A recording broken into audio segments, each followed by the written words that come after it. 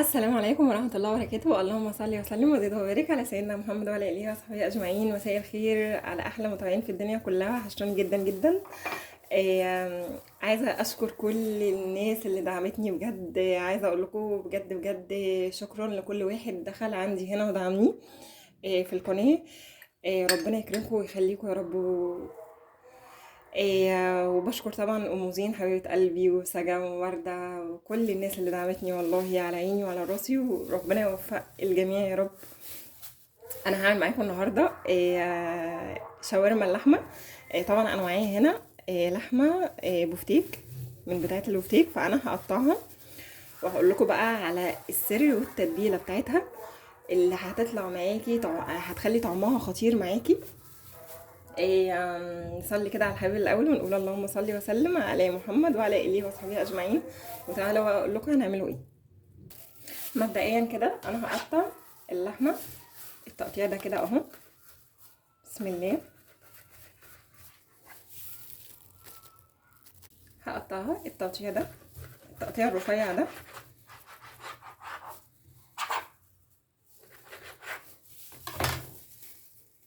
تمام. فانا بقى هقطعها وخلص تقطيعها وارجع لكم. انا بقى قطعتها التقطيع ده كده اهو زي ما انتم شايفين. لو عندك بقى دهنه دي في دهنه، ولو عندك لحمه ضاني اللي هي لحمه الخروف بتبقى طعمها حلو قوي بلحمه الخروف كمان. فلو في دهنه دي في دهنه معاها. بس انا للاسف انا ما عنديش دهنه. عايزه اقول لكم طبعا احنا معظمنا اكلنا الشاورما السوري في المحلات. فعايزه اقول لكم الطريقه دي ان شاء الله باذن الله كده طريقه المحلات السوري. تمام. فان شاء الله باذن الله كده هتعملوها وهتجربوها وان شاء الله باذن الله تعجبكم. انا بقى جبت بوله كده وهضيف بقى فيها المكونات دي واضربها بالمضرب، لان انا للاسف النور قطع عندي فمش هقدر اشغل الخلاط. انا حاولت ان انا اصور معاكم قبل النور ما يقطع بس ماليش نصيب، معلش.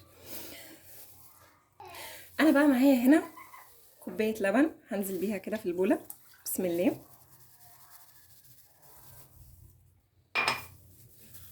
ومعايا هنا طبعا اللبن والليمون بيخلوا اللحمه دايبه معاكي ومستويه وبيديها كمان طعم حلو قوي. فانا هنزل كده بليمونه على اللبن ده كده، نص الليمونه التانية.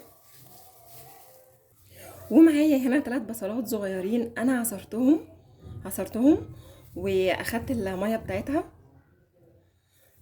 وهنزل بيها كده على اللبن. عايزه اقول لكم ما نحطش ولا بصل بودر ولا بصل مباشره كده، عشان خاطر البصل ده البصل البودر ما ينفعش طبعا يتحط مع التتبيله، والبصل اللي هو المبشور مش هينفع يتحط برده مع التتبيله عشان خاطر هيديها طعم تاني. فانا عايزه اقول لكم ميه البصل دي بتديها طعم حلو قوي. وهنزل هنا كده معايا نص او مش اقل من نص كوبايه، يعني ربع كوبايه زيت. لو عندك زيت زيتون حطي، زيت الزيتون برضو بيديها طعم حلو قوي. هنزل بقى بحاجات بسيطه جدا كده من البهارات. ده اقل من ربع معلقه فلفل اسود، رشه بقى كده بسيطه من الزعتر، رشه بقى بسيطه كده من بهارات اللحمه، حاجه بسيطه خالص كده، حاجه بقى بسيطه خالص كده من الكزبره. وطبعا بقى بتضيفي لو انت حابه تضيفي قرفه وزنجبيل ضيفي، بس انا للاسف مش حابه اضيف لان انا ما بحبش ولا زنجبيل ولا قرفه مع الاكل عامه. هضربهم بقى كويس قوي كده. طبعا بقى لو انا بقول لكم انا هضربها بالمضرب كده عشان انا النور قطع عندي فمش هقدر للاسف يعني اضربها في الخلاط. فانت بقى ايه لو لو كده ضربيها في الخلاط عندك. انا هضربها كويس قوي بالمضرب كده. هنزل بقى كمان كده بالملح، نص معلقه صغيره كده ملح. انا بقى ضربتها كويس قوي كده بالمضرب. فهاخد بقى اللحمه بتاعتي كده بسم الله، هنزل بيها كده في التتبيله، وهفضل بقى كده ايه افركها كده افرك فيها كده في التتبيله لمده من 5 دقايق ل6 دقايق كده اهي. انا بقى هسيبها في التلاجة كده لمدة 4 ساعات. تمام. ولو انتي عندك فرصة ان انتي تسيبيها من بالليل لحد الصبح لحد تاني يوم، بيبقى افضل. كل ما بتغيب في التتبيلة كل ما بيبقى طعمها بيبقى روعة. فانا هسيبها 4 ساعات كده وارجع لكم تاني. احنا بنسيبها 4 ساعات في التلاجة او يوم كامل في التلاجة. تمام. تعالوا بقى نعمله كده الصوص بتاع الشاورما. انا معايا هنا ليمونه، ومعايا هنا معلقه كبيره من الطحينه، ومعايا هنا 3 معالق من الزبادي. وطبعا بقى انا عايزه اقول لكم الصوص ده بيبقى طعمه رهيب مع الشاورما. لو حابه ما تعملهوش وتضيفي مايونيز بس عادي مفيش مشاكل خالص. انا بقى هنزل بالزبادي كده. بسم الله.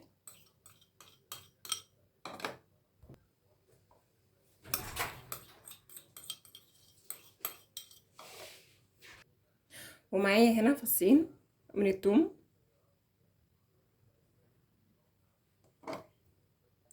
وهنزل بقى كده بالطحينه. بسم الله. وهنزل بنص معلقه كده من الملح. وهنزل كده بالليمونه.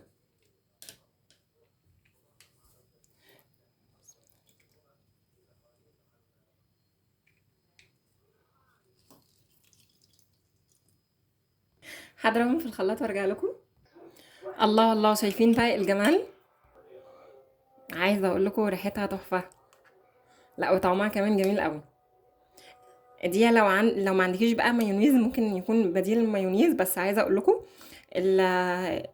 الطريقه دي حلوه قوي قوي واحلى كمان من المايونيز. ومعايا بقى هنا كمان بقدونس وبصل للشاورما السندوتشات. فلو مش حابه تضيفي بصل ما تضيفيش، بس انا عايزه اقول لكم البصل ده اساسي اصلا في سندوتشات الشاورما. هنزل بقى برشه بسيطه كده من الملح. ومعايا هنا 4 كوبايات دقيق، ده العيش بتاع الشاورما. ومعايا هنا بقى كوبايه من الميه، فهنزل بقى بيها تدريجيا كده على العجين. الميه دي ميه عاديه جدا من الحنفيه. وطبعا الميه بقى حسب الدقيق. وهنزل كده تدريجيا تاني كده بالميه لحد ما العجينه تلم معايا. انا بقى العجينه بدات تلم معايا اهي. وطبعا انا العجينه خدت مني كوبايه وربع من الميه بالظبط. فهنزل كده بمعلقتين كبار من الزيت. وهنبدا برضو نعجن تاني كده. عايزه اقول لكم الزيت بيطري العجينه يخليها طريه معانا. هنعجن بقى فيها كده لمده 5 دقايق. ده بقى الشكل النهائي للعجينه. هسيبها بقى ترتاح شويه كده. انا بقى جبت العجينه وعملتها كده وهكورها ل10 كور بالشكل ده كده اهو.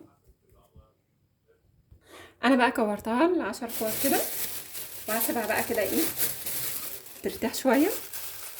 واغطيها كده بكيس واسيبها ترتاح شويه. تعالوا بقى نعمله مع بعض كده الشاورما بسرعه. انا معايا صينيه هنا كده هنزل بيها شويه زيت. لو عندك دهنه او اللي هي الليه دي بتنزلي بيها تسيحيها كده وبتحطي اللحمه عليها. انا بقى سبت الزيت يسخن كده وهاخد بقى الشاورما دي كده اصفيها من التتبيله بتاعتها كويس قوي عشان خاطر احنا مش عايزينها تنزل ميه كتير وهي بتتسوى. هنديها بقى تقليبه حلوه كده. بسم الله.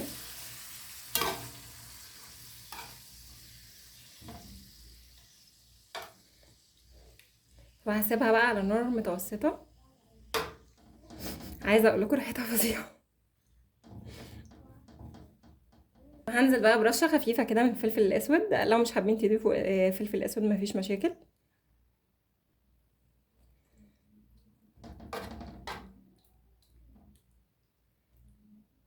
وطبعا بقى التتبيله اللي بقت معايا دي انا مش هرميها. انا حطيتها في علبه كده زي ما انتم شايفين وهشيلها في الفريزر لمره تانية ان شاء الله. هبدا بقى كده اشتغل في العجينه. انا حبيت اعمل معاكم العيش عشان اللي مش عارف طريقته اعرفه الطريقه. انا بقى هبدا افردها بالشكل ده كده اهو.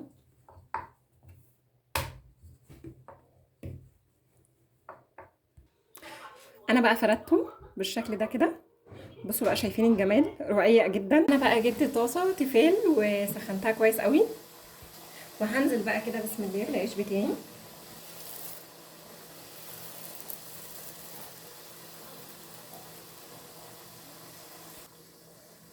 هنقلبه بقى على الناحيه التانية اهو. شايفين بقى الجمال؟ بصوا كده المنظر، عايزه اقول لكم سخنه قوي. اكمل باقي الكميه وارجع لكم تاني. انا بقى كده الشاورما خلصت معايا اهي. عايزه اقول لكم اللهم بارك ريحتها حلوه قوي. فانا بقى حطيت البصل الشريحه كده تمام.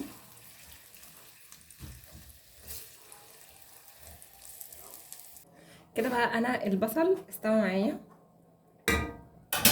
بياخد بقى الرغيف كده، بقوم جايه عامله كده، وهاخد بقى معلقه من هنا كده، وهقوم جايه نازله كده عليها. هنزل بقى كده بشرائح البصل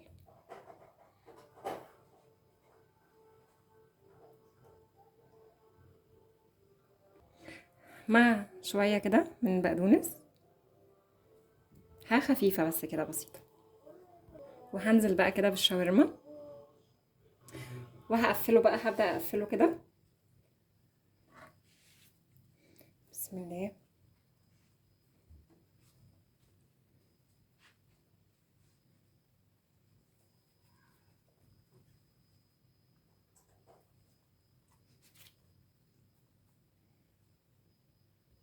بصوا بقى الجمال، انا عايزه اقول لكم والله بجد طعمها رهيبه. انا بجد اتمنى ان انتوا تجربوها. عايزه اقول لكم انا بديها تشويحه كده في الزيت ساعات، بس انا مش محتاجه ان انا اشوحها تاني في الزيت، لان خلاص هي كده فيها دهنيات من جوه، فمش محتاجه ان هي تتشوح. لو انتوا حابين تشوحوها كده في نقطه زيت مفيش مشكله خالص.